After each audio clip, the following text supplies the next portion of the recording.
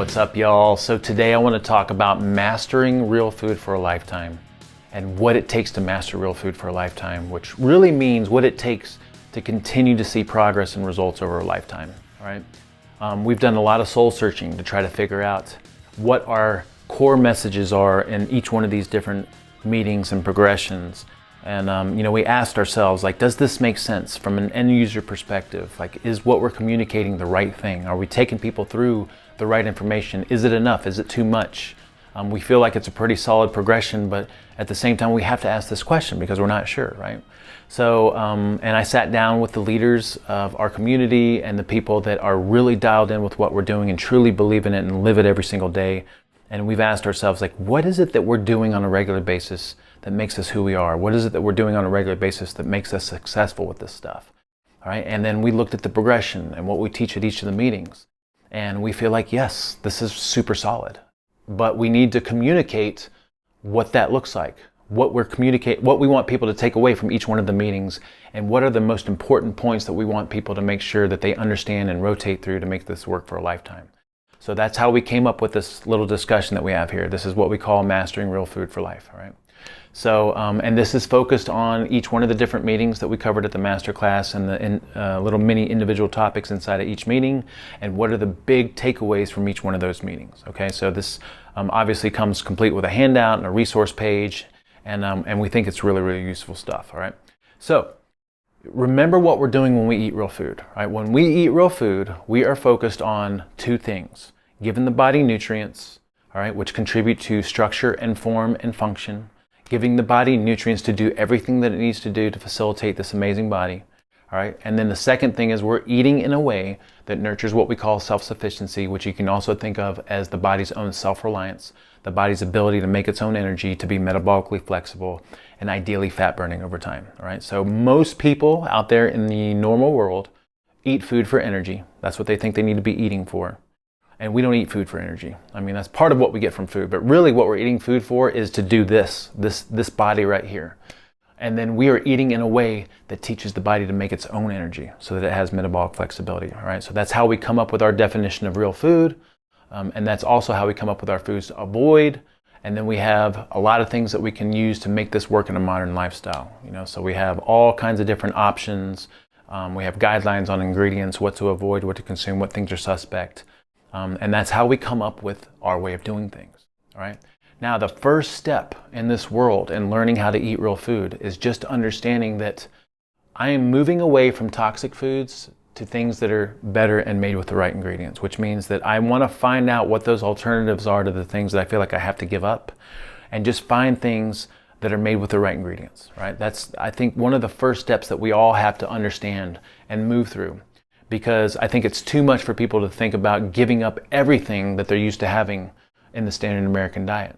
So moving over to this way of eating, we just want to make sure that we're reading labels and reading ingredients and making sure that things check out. So we have all these approved options, right? Instead of toxic potato chips, we have things like Jackson's Honest and Boulder chips and the Siete line and all kinds of different options cooked in appropriate oils, right? And all the other ingredients check out. So that's a big win. If you're eating things made with the right ingredients and they're not toxic anymore, that's a huge win, right? And then that also means that when I want to have desserts and sweet options, I need to make sure that I'm choosing things that are made with the right ingredients. There's no reason not to, because we can have just as good stuff. It's just not toxic or not as toxic.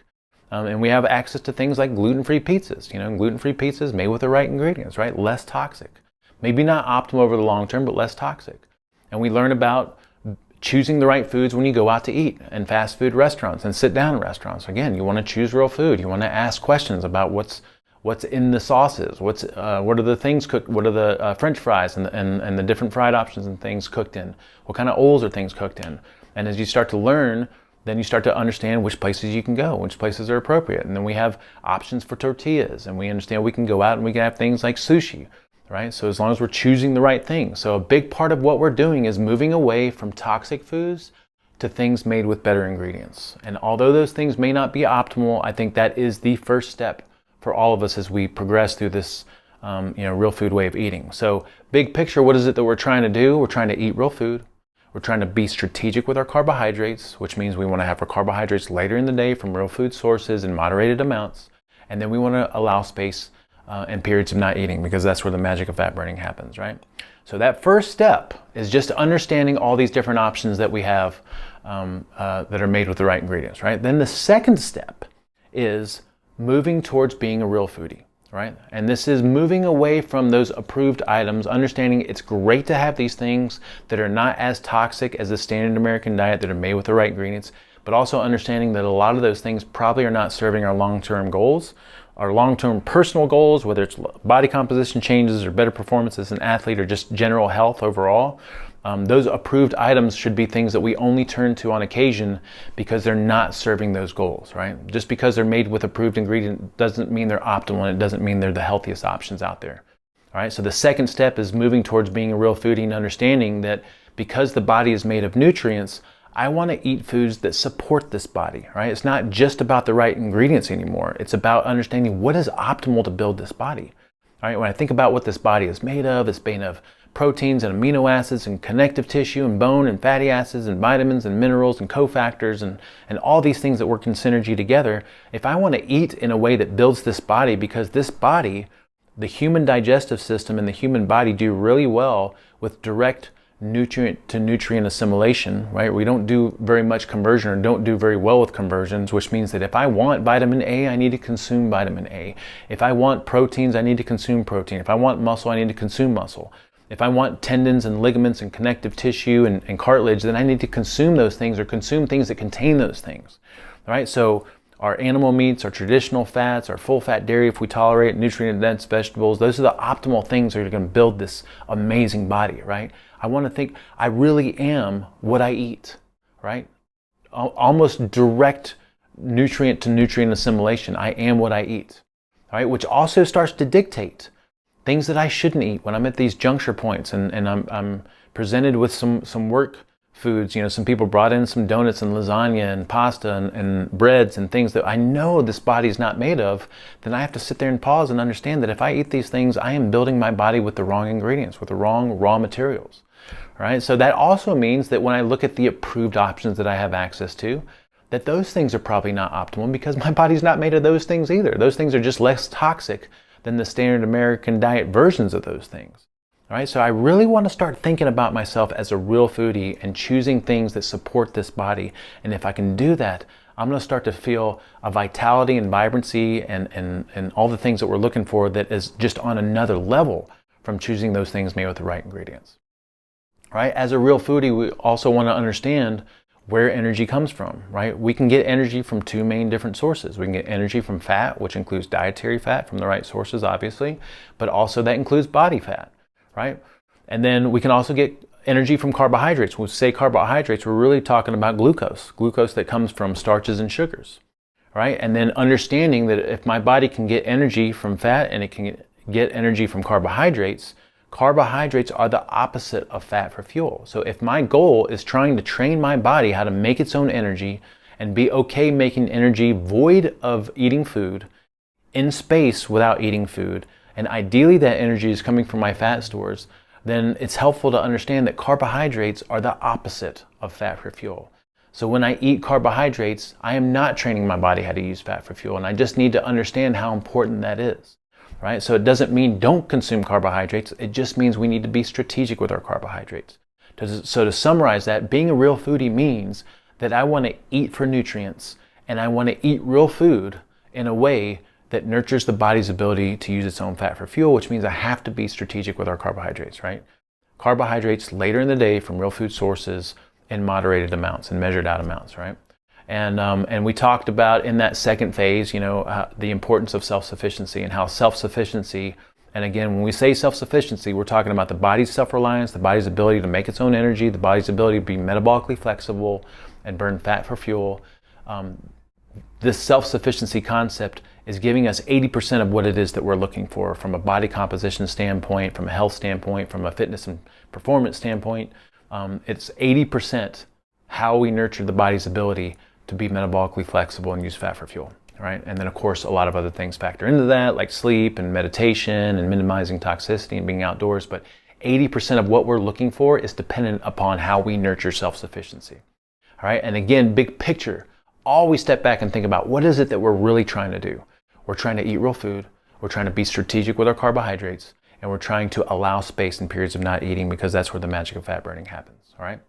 So again, starting out, we move into this world of, giving up the wrong foods and swapping those for things made with the right ingredients and the right fats and all those types of things. But then we want to move towards being a real foodie and understanding that for me to look, feel, and perform my best, it's going to be about trying to eat as much real food as possible, being as close to 100% fresh real food as possible. And then the third piece of this is understanding the impact of insulin resistance, and that we are overcoming and undoing years, if not decades, of insulin resistance, which means that we have to experiment with low carb or lower carb. All right. So when we talk about this phase in the progression, we talked about the importance of macronutrients and the different roles that animal meats and proteins and fats and carbohydrates play in the body. And understanding that animal meats and traditional fats and nutrient-dense vegetables, they all play these really beneficial roles inside the body.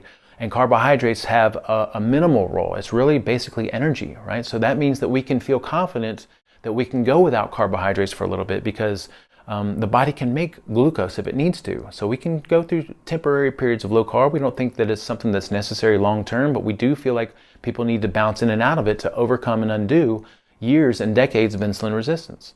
So we also talked about what insulin resistance is. First of all, insulin resistance is probably the biggest driving factor behind metabolic syndrome and all the things that we're trying to overcome, whether it's being overweight or high blood pressure or type 2 diabetes or creeping up on type 2 diabetes, inflammatory markers, poor lipid numbers, inflammation in general. We'd say a huge part of that is insulin resistance, right? And what contributes to insulin resistance? Well, number one is the type of foods.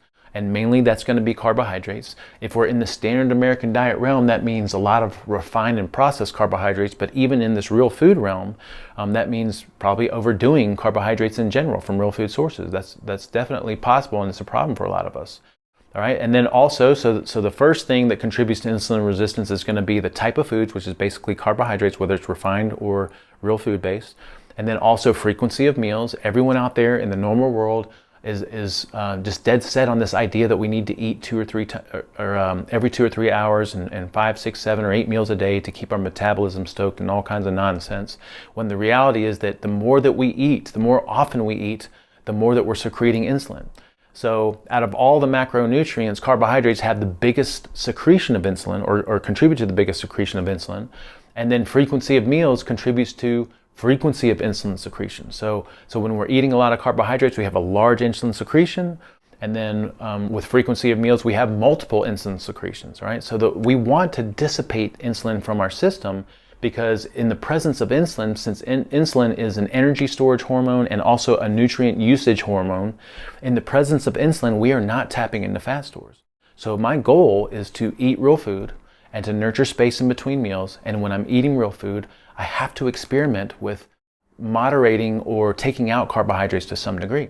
So that's how we come up with our carbohydrate or low carb guidelines, right? So we say that everyone needs to go through phases of being low carb, which to us low carb means pulling out all dominant sources of starch and sugar. Or if that's too challenging for you initially, then you just experiment with being lower carb than you're being right now.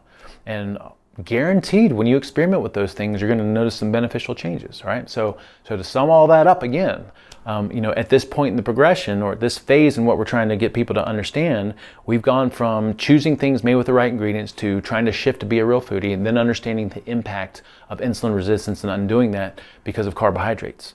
All right, so we have to experiment with a low carb phase, and we have to continuously do that over time, right? Or lower carb for us. All right, then the next step is understanding that I have to always be experimenting with going without something and then testing my body for those things that I'm going without, right? So I always have to experiment with pulling something out or being without something for the purpose of seeing how I feel without that food item or that thing, whatever it is. Maybe it's an indulgence, right? So I have to pull it out for a while to see how I feel without it. And then I have to bring it back in with awareness to see how it makes me feel when I bring it back in. Because once we pulled it out for a little bit, then the body can be clean and clear of the signals that might have been masked or muted, right? And then it can give you some honest feedback when we bring it back in. And if it's problematic, then we should notice it better than we've been numb to the signals. Because if we're consuming something regularly, we might be numb to those signals, right? So over time, this is how we develop a honed intuition about what's good for us, is by always experimenting, always being without something, always going through an experiment, and always paying attention to how being without something makes you feel and how bringing something back in makes you feel, right? So this idea, this principle of always going without something is something that we just need to have ingrained in us over time, all right? So, and then we talked about some self-testing protocols. We've got just the general awareness. We've got the intuitive testing where we sit and we get calm and relaxed and we put something in our mouth and we try to let it register with our lingual neural receptors and pay attention to how we feel, and then pay attention to how we feel same day and next day as far as symptoms go, just to pay attention to see how we feel from bringing that food back in. And then we have some more formal testing protocols, like we covered the pulse test, where you take your pulse before and after meals and before and after foods to see if eating a specific food or group of foods contributes to your body getting a little bit stressed out, which would be indicated through a higher pulse rate, all right? So again, looking at this big picture, we start out moving away from the standard American diet to this real food way of eating, having these options for the things that we feel like we have to give up that are made with better ingredients. But then at some point we have to understand what's optimal is trying to be a real foodie. So that's our next step, is moving towards being a real foodie and understanding the importance of 100% fresh real food most of the time, and turning to those things just on occasion for special occasions.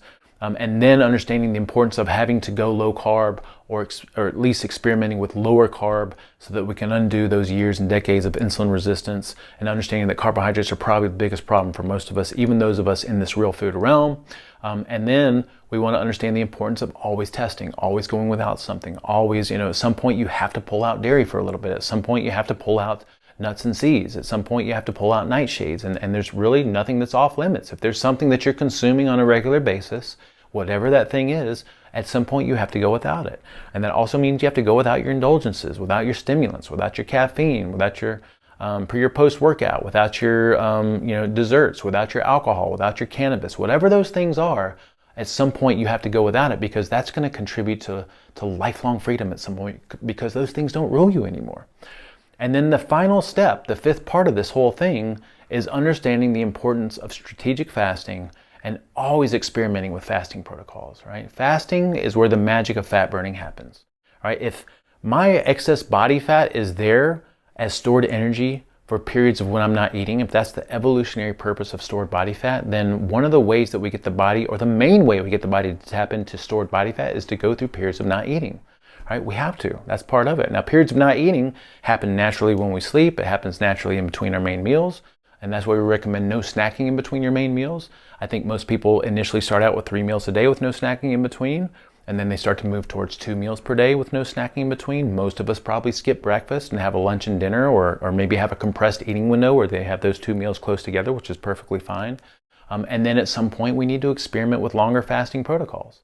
When we eat real food, we stimulate insulin, we get energy and nutrients from food, and we replenish energy and we start to use and store nutrients. And then when we don't eat through fasting protocols, we get energy from the body, we burn stored body fat, we burn stored energy, and we also become extremely efficient with using nutrients. All right, so strategic fasting to us means always pushing the boundary. Of course, most of us move towards 2 meals a day with no snacking, skipping breakfast, and I know that's very bio-individual. Some people don't feel good on that. A lot of us have moved towards 1 meal a day, but regardless, you need to experiment with 24-hour fast at some point. We need to experiment with a 36-hour fast, 48-hour fast, and even venture into some of these extended fasts where we do 3 to 5 days at a time. And that's also, why we have some of the progressions that we offer. So in this masterclass, we talked about like how to approach those different time periods and what you can do when you're in the middle of a fast, which things are appropriate, some tips and hints.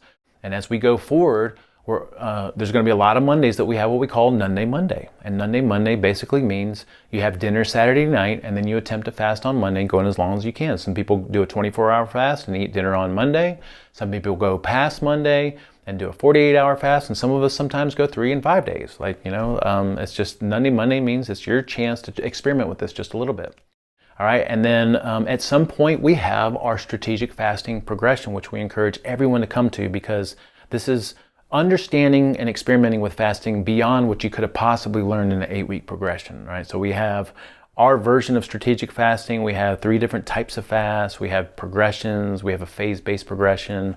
And by the end of this progression, we all experiment with a 3 and 5 day fast. It's really fun and exciting, right? So again, to summarize everything that we just talked about, I just want to touch on this really powerful slide that summarizes what we're doing in the masterclass and the key concepts that we need to learn and understand.